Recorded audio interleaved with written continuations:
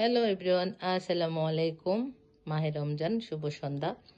তো গাইস, আজকে কিন্তু দেখতে দেখতে 14 রমজান চলে যাচ্ছে।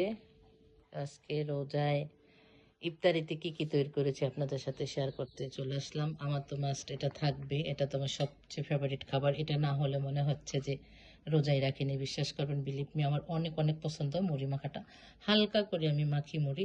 তো আজকে তেমন কিছু তৈরি করি নাই। এই যে মুড়ি মাখার জন্য এটা নিয়ে নিয়েছি, সাথে নিয়ে নিয়েছি আনারস কেটে, আর দেখতেই পাচ্ছেন রুয়াবজার শরবত, গুড়ের শরবত।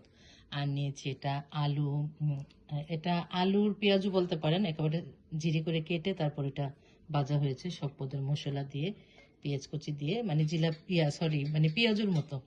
আর এখানে নিয়েছি জিলাপি, এখানে নিয়েছি আলুর চপ, বেগুনি, আর এখানে শাশুড়ি মায়ের জন্য একটা দেশি মুরগির ডিম পোচ করে নিয়েছি। শাশুড়ি মা ডিম খায়। তো এই হচ্ছে আমাদের আজকের মেনু।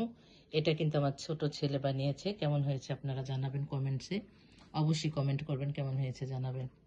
তো আজকের মতো সবাই ভালো থাকবেন, সুস্থ থাকবেন। আপনারা কে কোথা থেকে দেখছেন, আমার ভিডিওটা কেমন হয়েছে, আমার রান্নার মেনুগুলি ভাজার, আপনারা কি কি দিয়ে ইফতার করবেন অবশ্যই জানাবেন, অবশ্যই কমেন্ট করবেন।